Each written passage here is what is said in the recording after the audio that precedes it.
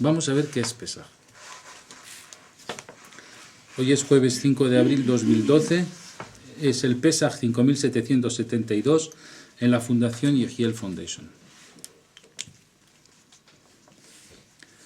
Se trata de la luna llena del mes de Aries, llamado en hebreo mes de Nisan. Esa luna llena del mes de Aries emite una energía con un poder espiritual único. Único. ¿Cuál es? Aquel de escapar a una manipulación psíquica. Es decir, las fuerzas de la oscuridad que no quisieron que el hombre sea creado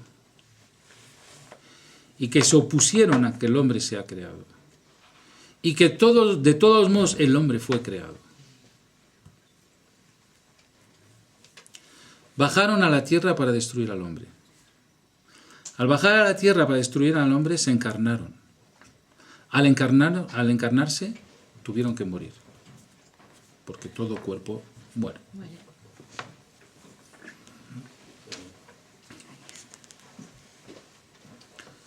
Entonces, como no pudieron seguir haciendo su campaña de destrucción del hombre por la vía física, están intentando hacer la campaña de destrucción del hombre por la vía psíquica. Y lo que se llama el Sitra Hará o el Satán solo quiere destruir la creación de Akadosh Baruj Hu, y la máxima creación de Akadosh Baruj Hu somos nosotros, el hombre. Su misión, destruir la creación. Nuestra misión, construir la creación. Y lo va a intentar todo para destruirnos. Todo. Y ahora, más que nunca en los últimos 3.600 años. ¿Por qué? Porque el fruto llega a madurez. Ahora es cuando el fruto va a revelar todo su potencial. Y ellos quieren arrancar el fruto del árbol antes de que esté maduro para decir, ¿veis? Es ácido. O sea, es un pulso que le hacen a nuestro Creador.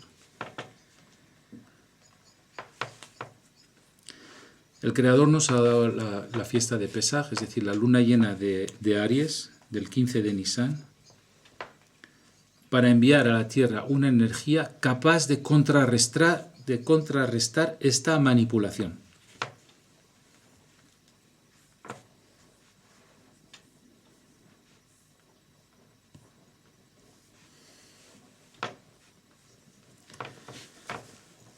Y esta energía es la semilla de la redención de la llegada a Mashiach. Es decir, el Mashiach se va a nutrir de esa energía para la redención. ¿Qué es la redención? O en hebreo, la Geula. ¿Qué es la Geula? Geula en hebreo se escribe Gimel Aleph Vav Lamed. Y si le quito la letra Aleph, que es la inicial del nombre de Dios, Alufo Shel Olam, queda la palabra Gola. Gola es estar en exilio. Geula es volver a nuestro origen. La diferencia entre el Gola y Geula es una sola cosa. Os va a sorprender la respuesta. La memoria. Estar redimido es recuperar la memoria. Y uno dice, ¿la memoria de qué? ¿De qué? ¿De qué memoria estamos hablando? ¿Qué es lo que va a hacer el Mashiach? Nos va a devolver la memoria.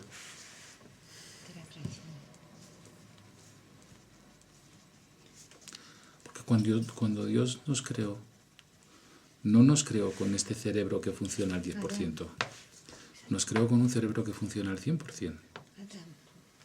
Creó a Adán en otro mundo y tenía metido en su memoria todo el conocimiento de la creación y todas las técnicas para no ser manipulado, nunca jamás, y para ser el dueño no solo de este mundo, no solo de este universo, no solo de esta dimensión, sino ser dueño de todos los mundos, de todos los universos, de todas las dimensiones y de todos los tiempos, de presente, pasado, futuro. ¿Y qué hizo el Satán? Nos borró la memoria.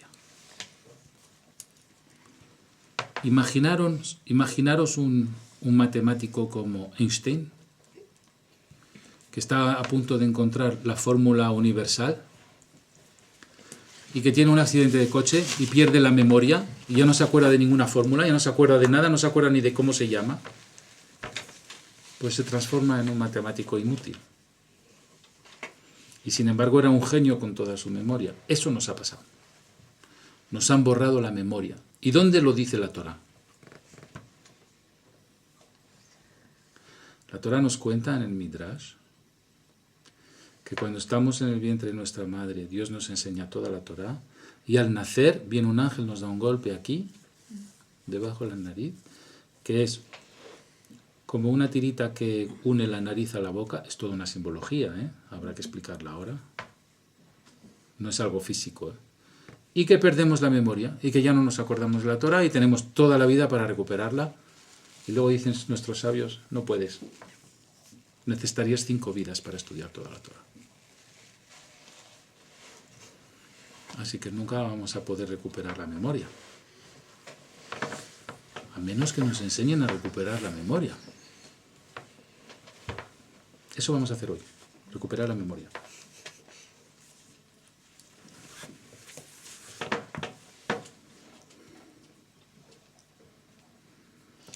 Entonces, ¿qué es el relato que nosotros hacemos de la salida de Egipto? Fue una redención. Una redención, es decir, una geulá. ¿Y de dónde lo sabemos? Porque dice los comentarios de la Torá que cuando salimos de Egipto, todo el pueblo judío, todos, eran profetas. ¿Qué es un profeta? Es un ser cuya mente está conectada con la mente divina. Y la mente divina tiene la memoria de todo el universo y de toda la creación. Así que quiere decir que estábamos conectados con el conocimiento universal. Cuando hubo el advenimiento del becerro de oro, perdimos la memoria. Las fuerzas del mal consiguieron hacernos perder esa memoria. Y dejamos de ser profetas. Así que el peor castigo que se nos pudo hacer es generarnos esta amnesia. Pero os voy a decir una cosa. No se ha perdido el dato. ¿Por qué? ¿Por qué? Porque si la memoria no está en nosotros, sí que está en el Creador. Y solo hay que hacer enchufarnos. Porque ha quedado en nosotros una cosa que el Arizal, Rabbi Ishaq Luria, dice que se llama, ¿quién sabe cómo se llama? Se llama Reshimó. Es decir, Reshimó en hebreo quiere decir un regusto. Es como si yo te hablo del cocido que hacía tu madre o la orisa que hacía tu madre hace 30 años. No te la estás comiendo, pero te estás acordando del gusto que tenía. Eso nos ha quedado. Un regusto. Y ese regusto da mucho placer. Por eso cuando estudiamos los secretos de la Torá nos da placer. ¿Por qué? Porque nos vuelve a la boca ese regusto de esa memoria que tuvimos en el Gan Eden. La fuerza de Pesaj es lo que nos va a dar. La energía para conectar con esa memoria perdida.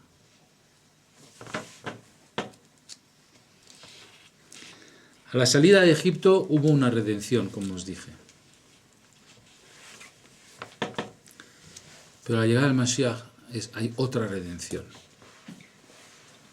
De un tamaño mucho más exaltado que la primera salida de Egipto. Porque a la salida de Egipto hubo un don profético que nos dio el Creador, que perdimos. Por la llegada del Mashiach vuelve ese don profético con la diferencia de que ya no se pierde.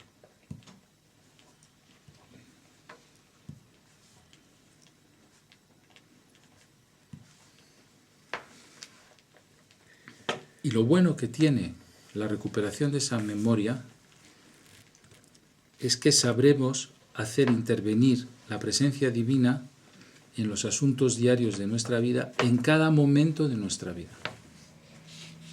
Y si Akadosh Baruj Hu interviene en nuestra vida, en cada momento de nuestra vida, ya no existe carencia, ya no existe dolor, ya no existe ni hambre, ni enfermedad, ni hospitales, ni falta de amor, ni querellas. Y hay otra historia. Sabremos romper con la manipulación psíquica que ejerce el Satán sobre nosotros.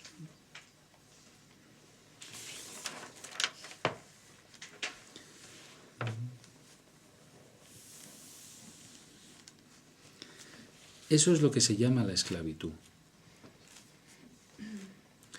¿Sabéis? Un esclavo, estoy hablando del esclavo físico de la época de cuando tenían a los esclavos, pues yo que sé, africanos en América. ¿Sabéis lo que les hacían? Para que sean esclavos. Os lo digo. No les dejaban pensar. No les dejaban pensar. Ni hablar de aprender a leer. Ni hablar de tener un minuto para pensar. Trabajaban 17, 18 horas diarias, 7 días a la semana. El resto del tiempo era comer y dormir. No podían pensar. Pues hoy la humanidad está en el mismo estado de esclavitud. Pero no es una esclavitud como los africanos de antes de la Guerra de Secesión Americana. Porque el que nos está esclavizando es invisible. No se le ve. Y no estoy hablando de seres humanos o grupos de poder políticos, no. Estoy hablando de una creación de un ser inteligente, no humano, llamado Satán, que está tipificado en la Torá, en la Génesis, como la serpiente, que habló a Java, y que está aquí influenciando en la tierra desde otra dimensión, atacando nuestra psique, generando conflicto, enfermedades, dolor, daño, dependencias, etcétera, etcétera. Entonces, lo que llamamos Geula, lo que llamamos la redención o la liberación de la esclavitud, es no depender de esa esclavitud psíquica.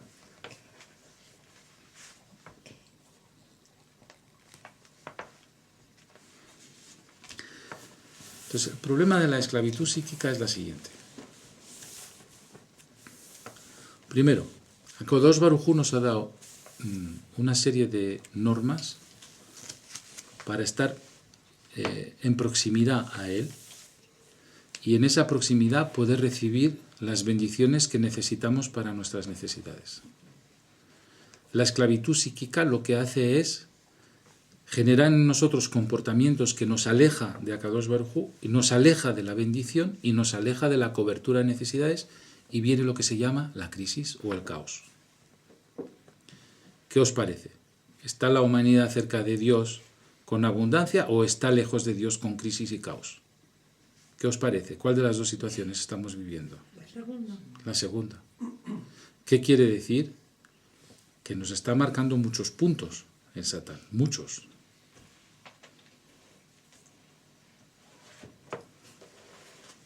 Esto no puede ser así. Porque un esclavo, ¿en qué tiene que pensar?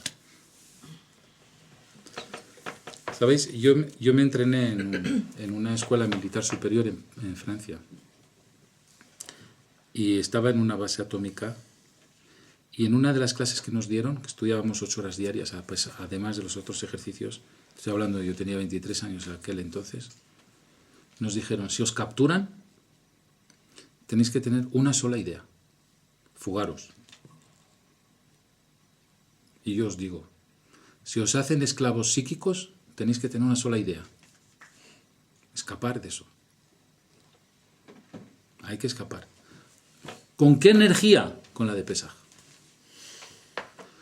Por eso todos los midrashim, todos los comentarios de la Torá nos dicen que el Mashiach tiene que venir la semana después de Pesaj. ¿Por qué? Porque tiene que captar la energía de Pesaj para generar la redención.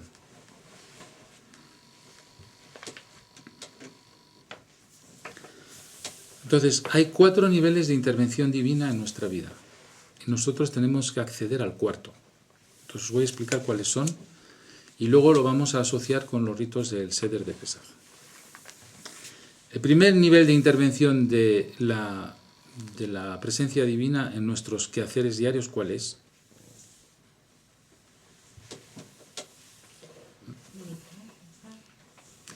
El primer nivel de intervención de la presencia divina es que Dios interviene en el mundo, hagamos lo que hagamos, porque si no el mundo no existiría. Que es como cuando un ser humano pues está a lo mejor con un electroencefalograma plano, puede estar viviendo de manera vegetativa, es decir, que haga misbot o no haga misbot, esté despierto o no esté despierto, el corazón sigue latiendo, la digestión sigue funcionando, en fin, el sistema neurovegetativo sigue funcionando, que es lo mínimo de lo mínimo. Bueno, pues el mundo también tiene un sistema neurovegetativo, que aunque esté en coma, seguirá funcionando, porque hay una intervención divina mínima, aunque no hagamos nada. Ese nivel de intervención mínima que ocurre, pase lo que pase, se llama Mohin Katnut Rishon. ¿Qué quiere decir? Cerebro pequeño primero.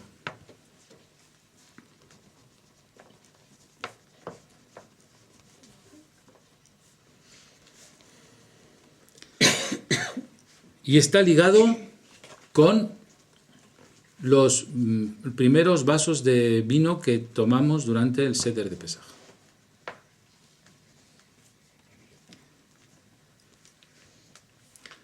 Y está ligado también con la meditación de nombres de Dios que tenéis en mi libro, en el capítulo 70, no en el libro 2, sino en el libro 1.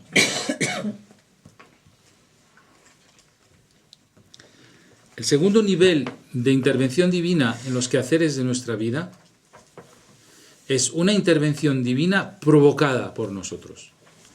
Ya no la que es la mínima, aunque no hagamos nada. Hay una que es provocada. ¿Con qué la provocamos?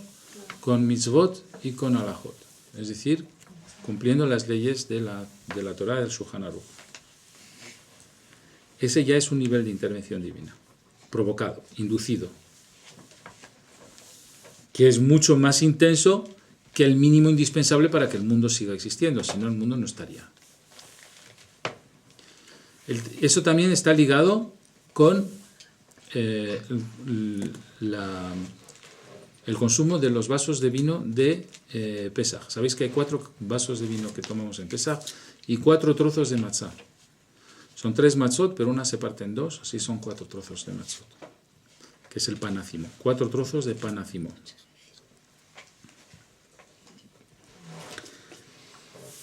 Y ese se llama Mohin Katnut Sheni. Cerebro pequeño, segundo.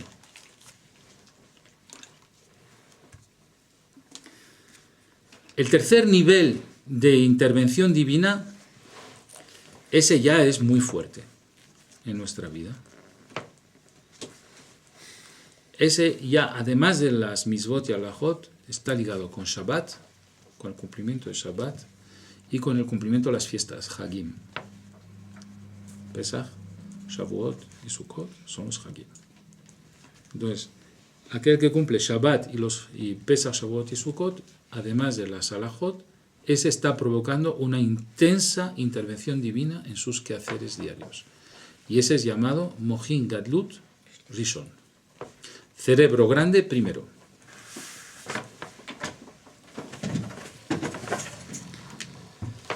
Y eso ya no está ligado con el rito de beber los vasos de vino, sino está ligado con el rito de comer matzá. El rito de comer matzá es superior al rito de beber los vasos de vino. Es igual que el primero, Mohin Gadlut Rishut. Rishon. Rishon. Mohin Gadlut Rishon. El primero es Mohin Katnut de Katán. ¿Ahí este qué es? Este. Gadlut de Gadol. Ah, Uno es Gadol y otro es Katán. El primero era Katán, pequeño, Katnut, y el segundo es Gadlut, grande. Y finalmente, el cuarto nivel de intervención divina, esa es la Geula. Esa es la que trae el Mashiach.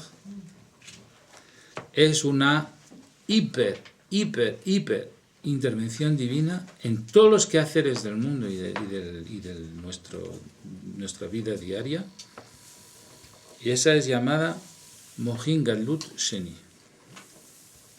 Cerebro grande, segundo. Y ese está ligado también con el afikomen, es decir, el trocito de matzá que ponemos, de pan ácimo que ponemos debajo del mantel y que comemos al final de la comida. Los dos primeros mohin, los dos primeros cerebros, Mohin Katnut Rishon y Mohin Katnut Sheni, está ligado con la Sefirá Binah, es decir, con la parte inteligible, lo que la mente puede comprender y dar forma. Pero los dos niveles siguientes, Mohin Gadlut Rishon y Mohin Gadlut Sheni, está ligado con Jochma, y eso es un nivel muy elevado, que ya no tiene nada que ver con el entendimiento lógico racional, sino que tiene que ver con una hiperintuición y con, ¿cómo se dice?, con percepciones extrasensoriales, que las tenemos. Están olvidadas, pero las tenemos. Y hay que recuperarlas. Todo lo que tiene que ver con la Sefirá Binah se puede asimilar al verbo, a la palabra. Pero todo lo que tiene que ver con la Sefirá Jochma y con la Matzah no tiene nada que ver con la palabra, tiene que ver con los arquetipos, es decir, con imágenes visualizadas. Por eso cuando nosotros meditamos no hablamos, visualizamos. Y por eso las letras son imágenes arquetípicas visualizadas, que son recipientes de pensamiento, pero no que tiene que ver con la palabra, sino que tiene que ver con una visión.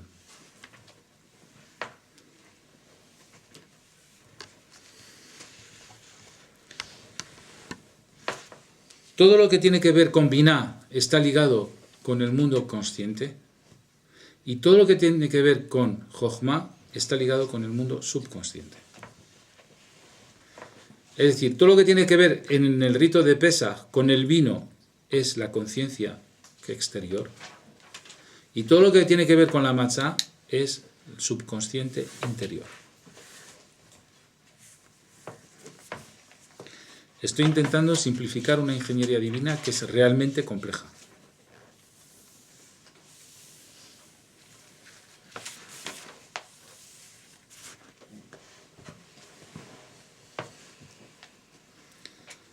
Bien, ahora hay que hacer un trabajo porque os tengo que explicar una llave que abre dentro de nosotros un poder capaz de recibir la luz de Pesaj, de ese 15 de Nisan, de la luna llena de Aries, y de utilizarla a nuestro favor para no ser manipulado. Eso todavía no está ligado con la recuperación de la memoria, pero sí está ligado con una vacuna contra la manipulación psíquica. Entonces os voy a explicar de dónde sale esa llave. La llave, por supuesto, es una combinación de letras. En el libro de la Torá, en Vayikra, en Levítico, en el capítulo 6, versículo 6, hay un versículo muy importante. En hebreo os lo voy a decir y ahora os lo voy a traducir, que dice: Esh tamid tukad ala mizbeach lo tirbe. ¿Qué quiere decir? Un fuego eterno brillará en el altar, lo tirbe, que no se apagará. Pues ahí está escondida la llave de la protección contra la manipulación psíquica. ¿Dónde está escondida esa llave? Está escondida en 28 letras. ¿Qué son? Las 14 letras iniciales de cada palabra. Cada palabra tiene una palabra y su inicial. Por ejemplo, si digo Esh tamid tukad al misbeach lo tirbe, la palabra Esh, la inicial es Aleph. Tamid, Tav. Esh tamid tukad, Tav. Al, Ain. Amizbeach, He. Lo, Lamed, Tirbe, Tav. Así que tendríamos Aleph, Tav, Tav, Ain, He, Lamed, Tav. Lo voy a escribir para que lo tengáis. Eso es solo la mitad de los dientes de la llave. Hay la otra parte de la llave que tiene otras 14 letras, que son lo contrario del Rashi Tevot, es decir, lo contrario de las iniciales de palabra, que son las finales de palabras llamadas Sofet Tevot. Entonces, si yo digo Esh, que quiere decir fuego, el Rashi Tevot es Aleph, la primera letra de la palabra es Aleph, pero la última última letra de la palabra es Shin. Así que en la palabra Esh tendríamos Shin. Tamid, si la primera letra era Tav, la última letra es Dalet. Así que tenemos Shin, Dalet. Y así seguimos, y os doy las letras. Shin, Dalet, Dalet, Lamed, He, Aleph, He.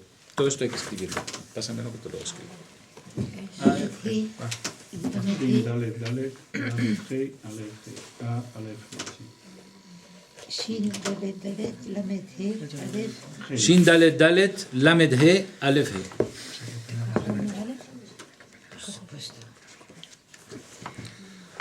Aleph, Tav, Tav, ahí me pones al revés. Tav, Ain, He, La primera. Lamed, Tav.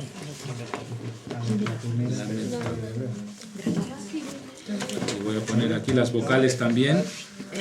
Ain, תמיד תוקד על המזבח. primera. יש תמיד, Aleph, תמיד תוקד Tet, Tav, Tav. על המזבח, לא תכבה. Aleph, Tav.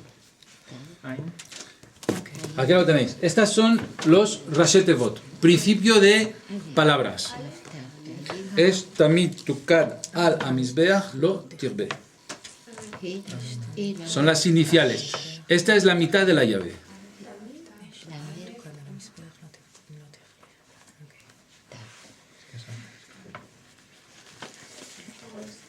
Y ahora os escribo los Sofet Tevot, que son la última letra de cada palabra del mismo versículo. Os doy la segunda parte de la llave. Shin, Dalet, Dalet, Lamed, He, Aleph, He. Shin.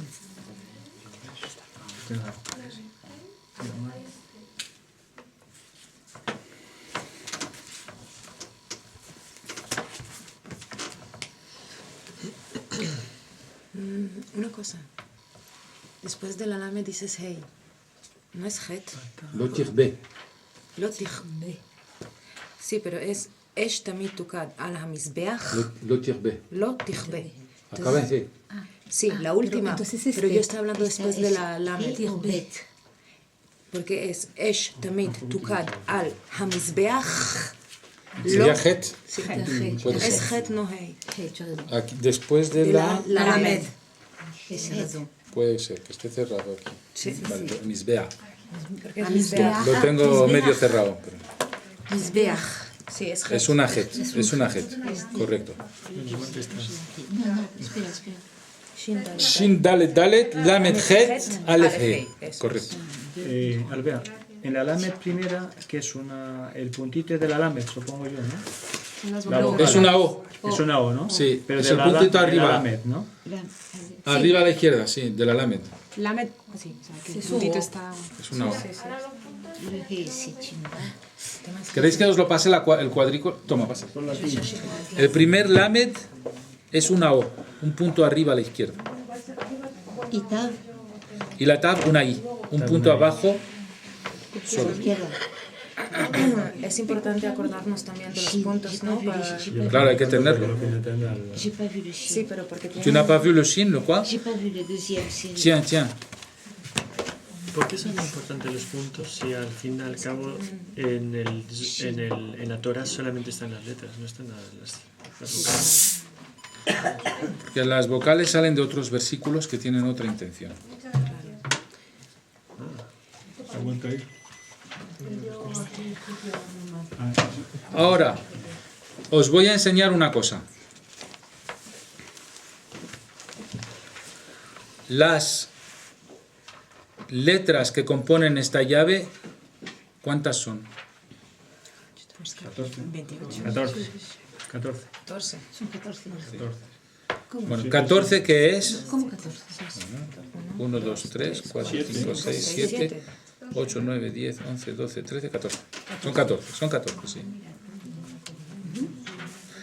14 es la palabra Yad, pero es también el nombre de David.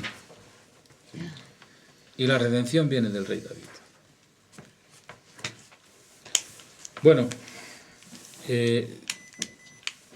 también tenéis que saber que hay 3 palabras claves en el Seder de Pesaj que hay que decir, si no, no se ha cumplido con el Seder de Pesaj, que son Pesaj, Matzah y Maror. ¿Por qué hay que decir esas 3 palabras? Porque son la numerología de Krasatán, de romper el Satán. El segundo nombre era Becoa, Maror. Pesach, Matzah o Maror es la numerología de Krasatán, de romper el Satán. Es decir, romper la manipulación psíquica. ¿Las 3 juntas? No. Sí, la suma. Pesach, Matzah o Maror, la suma La suma. numerológica, es la misma que la suma de la palabra Krasatán, romper, desgarrar el Satán. En el Seder de Pesaj, está metido en la Gadá de Pesaj. Así que seguro que decimos esas 3 palabras. Sí, Tienen que estar por fuerza. pero con la kavana es... Con la intención de que Sabiendo rompes el qué es lo Satán. que, claro, qué es lo que haces con el Y además tenemos los nombres de Dios de Krasatán, los de verdad, están en mi primer libro. 64. Bueno, hay varias páginas, pero una de ellas Está en la página 30. y la 64. En la 30 está en más grande. ¿Majes? Más grande, coge la página 30. Del libro 1. Están 2 veces. Mucho más grande, ¿eh? Y Maror. No tengo mis dudas. Ese estaba. Te lo paso. Maror. Pero en total son 14 letras, Supongo 7 que más tendría que 7 mirar. no 28. Es igual. Son 7 más 7. Es que habías dicho 28, pero es Claro, 14, claro, 14. Bueno, también tenéis que saber que para el Seder de Pesaj tenemos un dibujo sobre cómo hay que poner el plato del Seder de Pesaj. Sí. En muchos libros está equivocado. Mis alumnos del año pasado lo tienen todo correcto. Pero si ponéis el plato, los ingredientes en un orden equivocado, no va a funcionar. ¿En qué página? Es como una llave que no funciona, ¿no? He hecho fotocopia, tenéis que hacer fotocopia para los que no lo tengan. Toma. En realidad, el plato del Seder de Pesaj está organizado de acuerdo con el orden del árbol de la vida. Porque encima de nuestra cabeza está la bóveda celeste, y en la bóveda celeste hay influencias astrales. Las influencias astrales a veces nos llegan de manera disonante, como una música que no suena bien al oído.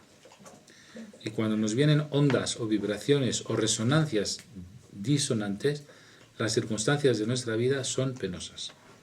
Y si las ondas nos vienen de manera consonantes en vez de disonantes, las circunstancias de nuestra vida son correctas. El plato, cuando lo pasamos encima de la cabeza en el Seder de Pesaj, reordenamos las energías disonantes en consonantes, en armónicas. Pasamos de disonante en armónica. Entonces es como una música que suena bien al oído. Entonces, es también unas circunstancias que son agradables de vivir. Eso es armónico. Disonantes son circunstancias que son desagradables de vivir. Entonces aquel que no tiene esas influencias encima de la cabeza, porque su influencia astral es negativa, Pues al poner el plato en orden de acuerdo con el árbol de la vida, todas las circunstancias se hacen armónicas. Vuelve la armonía y sale el caos.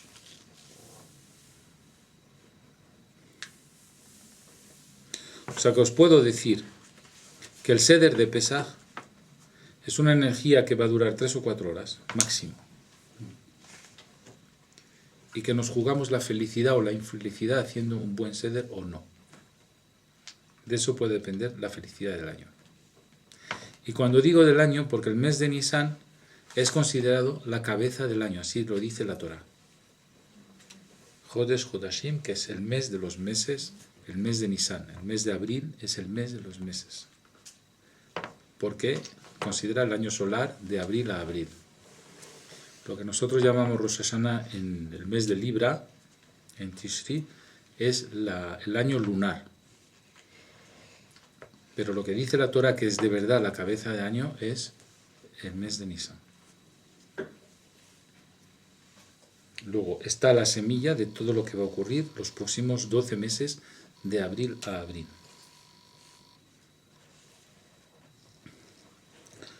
Luego, si hubo la energía suficiente para salir de Egipto el 15 de Nisan, esa energía se repite mañana por la noche. Viernes por la noche. Mañana por la noche es 15 de Nisan, luna llena.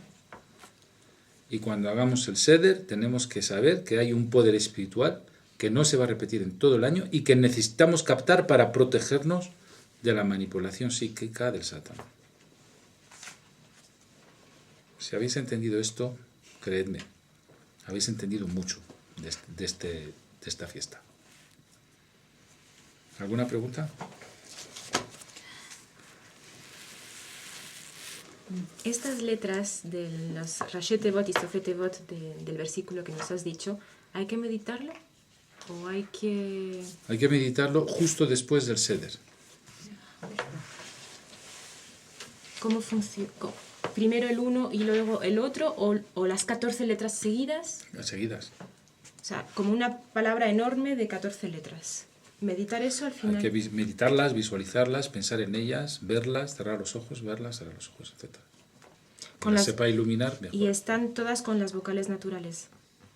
No. No son vocales naturales. No son vocales naturales, no. ¿Son las vocales que vienen en el versículo o son vocales especiales? Son vocales especiales. Y están pensadas para abrir la llave que nos conecta con la bendición divina y que no deja la intrusión de la manipulación psíquica. Entonces, eso habría que hacerlo en el momento del aficomen. Sí, cuando hemos acabado. No os creáis que sois seres libres. No os lo creáis. Mentira. Antes de cenar. Después de la cena. Después de la cena. No, En el aficomen. el aficomen es después de la cena, sí. Esto. El aficomen Antes después del de la- alel. Entonces. Sí, sí. Al finalizar el set. Bien. ¿Más preguntas?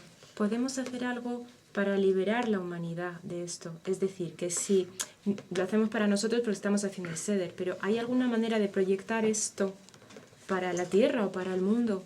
Para que... Yo pienso que antes de preocuparse para liberar a los demás, hay que liberarse a uno mismo. No está nada claro que estamos libres. Un pobre no puede dar a otro pobre.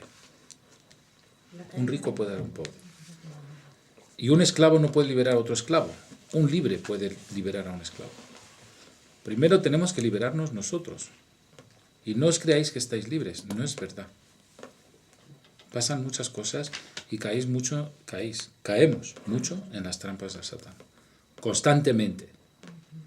Tendremos que liberarnos nosotros primero. Y luego ya veremos cómo liberamos a los demás. Una persona que está fuera de la cárcel puede ir a la cárcel y abrir y sacarle a otro que está dentro. Pero si los dos están dentro, ¿cómo van a servir? No va. Y esto es una esclavitud psíquica. Tenemos que liberar nuestra mente primero. Pero, perdona, ¿hay un momento que se libera verdaderamente? ¿O uno, quiero decir, que si cuanta más luz hay, también está la sombra ya acechando Entonces, si uno avanza en el camino, ¿habrá más sombra allí o cómo? Mira, te voy a contar una cosa. La entrega de la Torá no se llama entrega de la Torá. En hebreo se llama Matán Torá. La palabra matán, que está mal traducida como entrega, aquí tenemos una profesora, es un don, o sea, un regalo, un donativo. Nos han hecho un regalo. ¿Por qué? Porque nos han dado el regalo para liberarte de esa esclavitud. O sea, nos han dado la herramienta. Si te la ha dado tu creador, no es para que tengas enfrente una oposición. Es que esa herramienta es suficientemente fuerte para liberarte. Y te puedo decir que cuando Dios nos dio la Torá, tuvo muchas quejas. Se le presentaron una cantidad de seres espirituales a Kadosh Baruj Hu y le dijeron, ¿con qué derecho das al pueblo judío la Torá? Si la Torá no es para el mundo físico, no es del mundo físico, viene de otro mundo, no viene de la dimensión de la tierra, viene de otra dimensión, es de una elevación que no corresponde al hombre, ¿por qué lo has dado? ¿Sabéis lo que contestó? Ya está hecho. Mamá, ya estoy embarazada, ¿y ahora qué hacemos?